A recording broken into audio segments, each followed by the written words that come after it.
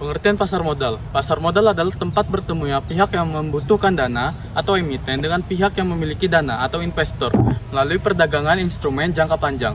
Pasar modal merupakan sistem yang mempertemukan perusahaan yang ingin mendapatkan dana jangka panjang, misalnya untuk ekspansi bisnis, membeli aset, atau meningkatkan produktivitas, dengan masyarakat atau investor yang memiliki dana dan ingin mendapatkan keuntungan. Instrumen yang diperdagangkan berupa saham, obligasi, reksadana, dan instrumen derivatif. Pasar modal Indonesia diselenggarakan oleh Bursa Efek Indonesia atau BEI dan diawasi oleh Otoritas Jasa Keuangan atau OJK.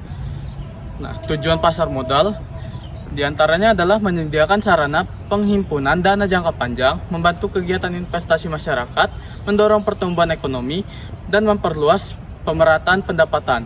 Pasar modal bertujuan untuk mempermudah perusahaan mendapatkan dana agar dapat berkembang. Selain itu, pasar modal memberikan kesempatan bagi masyarakat untuk berinvestasi sehingga menghasilkan dana tambahan pendapatan dengan adanya aliran dana yang semakin besar. Aktivitas ekonomi tumbuh, lapangan kerja meningkat, dan distribusi pendapatan menjadi lebih merata. Fungsi pasar modal secara umum ada dua. Yang pertama fungsi ekonomi dan yang kedua adalah fungsi keuangan.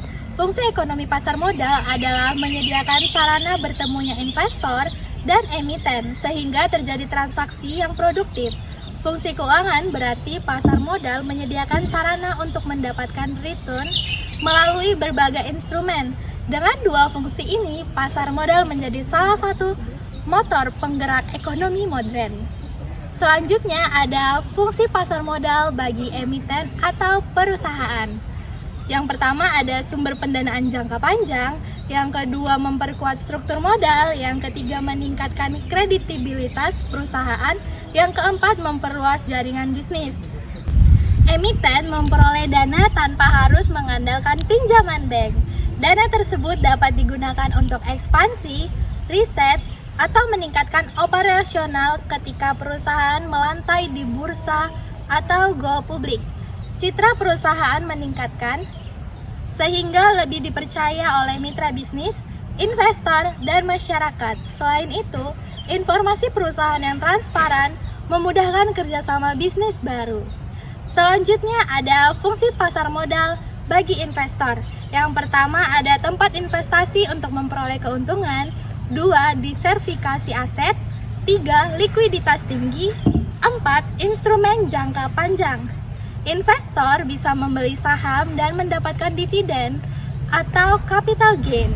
Pasar modal juga memungkinkan diversifikasi sehingga risiko tidak bertumpu pada satu jenis aset. Selain itu, saham atau obligasi mudah dijual kapan saja sehingga likuiditasnya tinggi. Pasar modal sangat cocok untuk investasi jangka panjang karena memberikan potensi pertumbuhan nilai riset aset yang stabil. Fungsi dari pasar modal bagi pemerintah dan ekonomi yaitu mendorong pertumbuhan ekonomi nasional, mengurangi pengangguran, meningkatkan penerimaan pajak, serta menjadi indikator kesehatan ekonomi.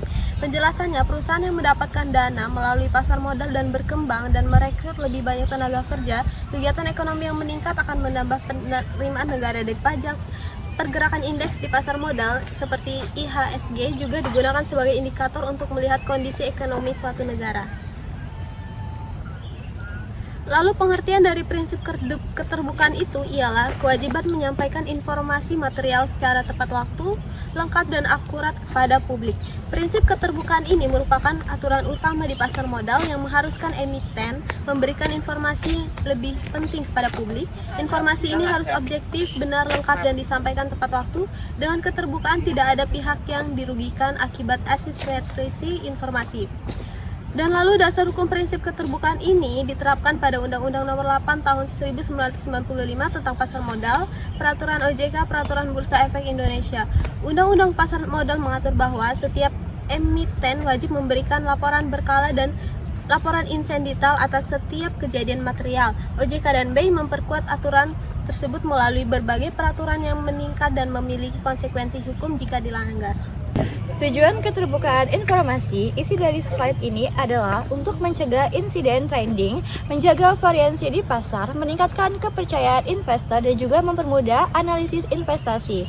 Untuk penjelasannya adalah, insiden trading adalah tindakan mencari keuntungan dengan informasi rahasia perusahaan. Dengan keterbukaan tindakan ini dapat dicegah, investor dapat membuat keputusan yang fair berdasarkan data yang sama. Selain itu, transparansi membuat pasar lebih percaya dan stabil. Selanjutnya adalah jenis laporan keterbukaan informasi. Isi dari slide ini adalah untuk laporan berkala, laporan insidental, dan juga pengumuman informasi publik. Untuk penjelasannya adalah laporan berkala, laporan keuangan triwulan, semesteran, dan tahunan yang menggambarkan kondisi keuangan perusahaan. Kedua, laporan insidental, laporan atas kejadian material yang terjadi sewaktu-waktu seperti perubahan manajemen, merger akuisis, atau kasus hukum. Dan yang ketiga adalah informasi publik, pengumuman resmi di website perusahaan atau BEI agar investor mendapatkan informasi yang sama. Selanjutnya adalah contoh informasi material. Dari materi ini isinya adalah perubahan direksi, merger atau akuisis, right issue, stock split atau dividen, gugatan hukum besar, dan juga perubahan laba signifikan. Penjelasannya adalah contoh-contoh tersebut berpotensi sangat mempengaruhi harga saham suatu perusahaan, misalnya pengumuman pembagian dividen bisa meningkatkan harga saham, sedangkan berita gugatan hukum bisa menurunkannya karena dampaknya besar. Informasi material wajib diumumkan dalam waktu maksimal 2 hari kerja. Slide 13, manfaat keterbukaan bagi pasar modal. Menciptakan pasar yang efisien, mengurangi resiko manipulasi, meningkatkan kepercayaan investor, mendukung kestabilan ekonomi. Penjelasannya, jika semua informasi material diumumkan, harga saham di pasar mencerminkan kondisi real perusahaan. Hal ini menciptakan pasar yang efisien dan bebas dari manipulasi. Dengan meningkatnya kepercayaan investor, aliran investasi semakin besar dan ekonomi menjadi lebih stabil. Slide 14, konsekuensi jika emiten tidak transparan. Sanksi administratif, denda dari OJK atau BIA, pembekuan perdagangan saham, reputasi perusahaan rusak, penurunan harga saham. Penjelasannya, ketidakpatuhan terhadap prinsip keterbukaan bisa mengakibatkan denda miliaran rupiah atau bahkan suspensi perdagangan saham. Reputasi perusahaan akan turun karena dianggap tidak profesional dan tidak kredibel, sehingga kepercayaan investor hilang dan harga saham bisa anjlok. Slide 15, kesimpulan. Pasar modal berfungsi sebagai sarana pendanaan investasi. Prinsip keterbukaan adalah aturan paling penting untuk menjaga transparansi. Pasar modal yang sehat dan terbuka akan meningkatkan kepercayaan investor dan mendukung pertumbuhan ekonomi.